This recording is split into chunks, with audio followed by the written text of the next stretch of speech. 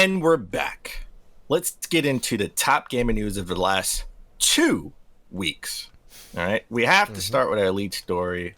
We got what we all have been promised, the new Nintendo Switch Pro.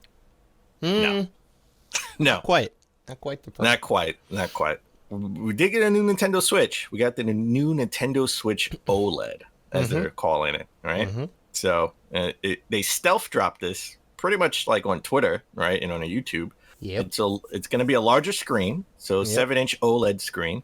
Right. Versus, I think, 6.2 or 6.3 on the OG one. Yeah. And if you've played the OG Vita, then you'll know what type of screen it is, because the OG Vita had an OLED screen compared to the Slim Vita that came out later on, which took the OLED screen out and made it cheaper.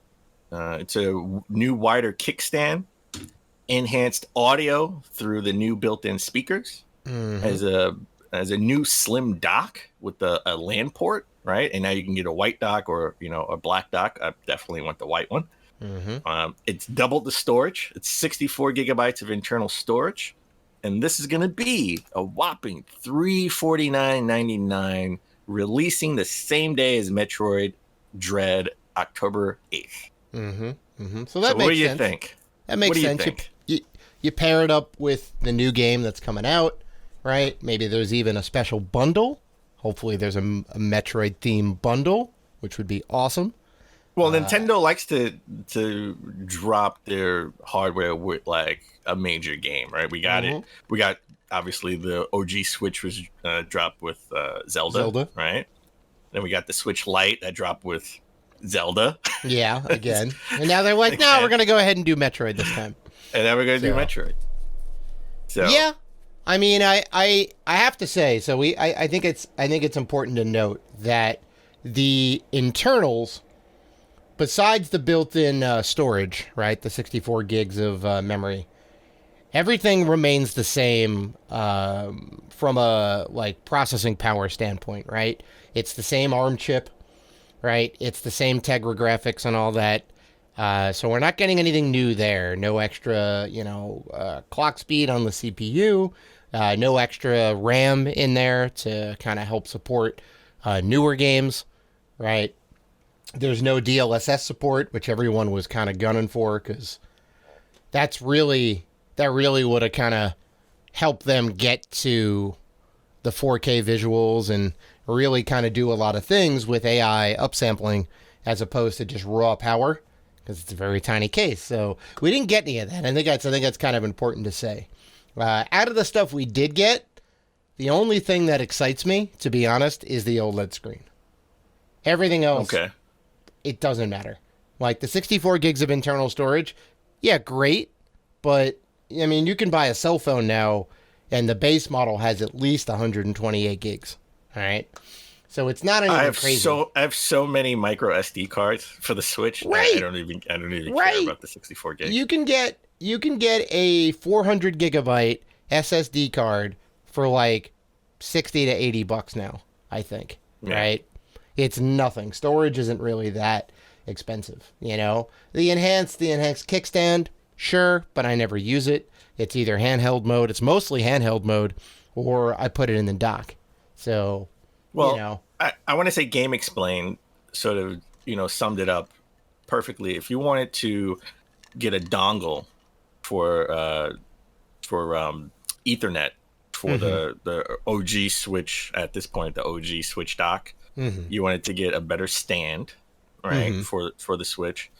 And it was something else. And if you wanted to get, obviously, if you wanted to hit it to 64 gigabytes of storage, you're getting another micro SD card. That'll cost you $55 comparatively, right? So here you're getting all of those things and an OLED screen, which is expensive, for $50. So it sort of evens out, right? It's sort of, you're getting your bang for your buck. I understand what you're saying. It's upgrade in power, but it's still comparatively sort of a good bargain. Well, okay. I see what they're saying, right? For all this stuff, parts and labor and cost, and to put it all together would be about $55, right? But think about this though, right? If the internals are exactly the same, and it's using the chips and the whatever and everything from 2017 or 2015 or 16 when they started R&Ding it, right? You have to expect the cost of those parts would go down. So, because it's like 4.5 years since the original, and you're saying that, well, at $300 plus all of this new stuff, right? But I would have to suspect that the production cost of all that stuff has gone down a little bit, or a lot. Well, no, I understand what you're saying. I guess because they have the Switch Lite at 200, right? Sure, they had to cut some corners and whatnot, but they managed to get it at 200. Joy-Cons is one of the biggest things they cut from that. Right. And the screen is, I think, a little bit smaller, and it doesn't fit in the dock because of that. Think of it this way: for the memory, the dongle, and the kickstand, right? Mm-hmm. For a better stand, it's $55 itself, right? So that's sort of the difference in the price. I'm sure production costs have gone down, which makes up for the extra cost for the OLED screen, right? I mean, that's the thing. It's all about the OLED screen. You can't convince me that any of this other stuff is going to get people out of their seats to go, ooh, I want it. It's the OLED screen. So, it is the OLED screen altogether, which is cool. I'm very happy about. It's going to be very nice, very inky blacks. They didn't say this, and I don't know. We haven't got the full specs. At least as of this recording, I haven't seen the full specs of the machine, and I hope this is a part of it, because this is what I've been asking for since day one. Bluetooth. I want to be able to pair with some Bluetooth headphones to this. I mean, this is a portable system, right? The whole point is not to be tethered to something, not to be tethered to your TV, so you can take it portably. I want to pair some wireless headphones. You are 100% right. That is, I think, the number 2 feature that everybody wanted. Beyond the upgraded internals is the Bluetooth support. You're right. Why did they not have it? I don't know. They certainly should. Should have had it from the beginning. Instead of hooking up a giant squid dongle thing to enable voice chat support, for which, no. Well, did you see? I don't know if you peeped this in the sort of the commercial style video that they put out on YouTube to promote this. Mm-hmm. When he was playing, I guess he was playing on the TV. The guy, the actor was playing it on the TV, and I guess they were trying to promote the Ethernet connector going into the dock. Right. He had his phone on the table on speakerphone, I guess, and it had like the Nintendo app on it, and I guess that's supposed to be him talking to his friends playing Splatoon on TV. Mm-hmm. So it's still got to use the app to do multiplayer. Yep. Oh, it's terrible. It's terrible. The hoops that they jump through to make their system kid friendly and whatever, and then the additional hoops that they have to jump through to enable voice support for some games is insane. Yeah.